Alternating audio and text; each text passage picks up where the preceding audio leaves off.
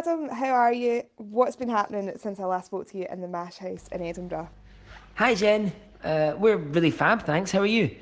Yeah, loads and loads been happening. Since the mash house feels like ages ago now. Yeah, loads. But I suppose the big news is that we signed a record deal with Warner's, which is absolutely mental. We're over the moon. Such a crazy thing to have happened. It's actually a dream come true.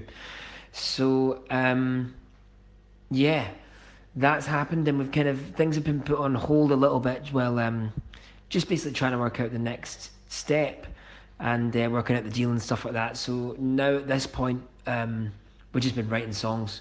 We're just writing as much as possible. We've been writing with people in London, people in Glasgow, Dundee, all over. So yeah, right now it's just go time with making as many different tunes as possible and trying to find the right vibe or just basically work out the plan, which to be honest is the best problem to have in the world. We've got too many tunes right now and it's the most fun just meeting all these different amazing people and writing tunes.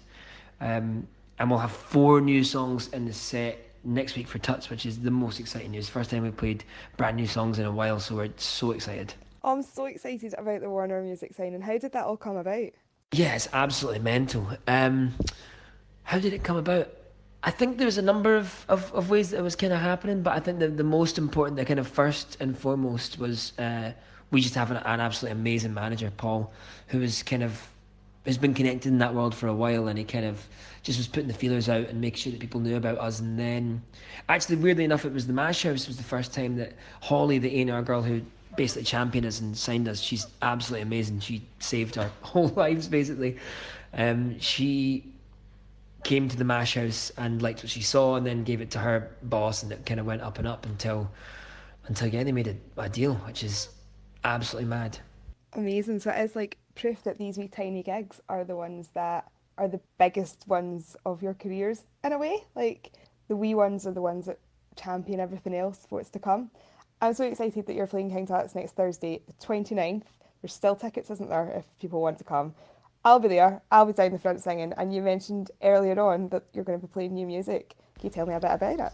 Yeah, that's a really good point, actually. I mean, we watch like Coldplay playing to thousands and thousands of people, or these massive gigs, and you think, wow, that must be amazing. But they wouldn't be there if it wasn't for the little gigs. And for us, like you said, King Tut's, and there's going to be loads of people there. That's massive for us. We mostly played to like rooms of 20 to 30 people, and then we got really lucky and did some supports that were playing to bigger rooms. But yeah, it definitely is. If you don't impress in the wee gigs, then you won't get to the big gigs. So that's a really good point. And yes, next week, a week today, Thursday the 29th, there are some tickets left. It's going to be absolutely amazing. It's literally going to be like the best night of our entire lives. I think we're going to have much more fun than any of the audience are, to be honest.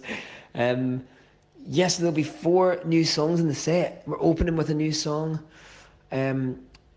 I suppose, I would say we've gone in a slightly different direction, but to the few people out there that actually know our music or have been to one of our gigs, they'll know that we don't really stick to one genre or one thing. There's loads of different things, so we've kind of stuck with that in a way. We've got 4 tunes that are entirely different from anything we've done and each other, and yeah, we just hope that they still read, because that's the thing we've loved so much about the gigs before, is even though no one really knew the songs, they ended up enjoying them and singing along, so we're hoping that we've still got that magic.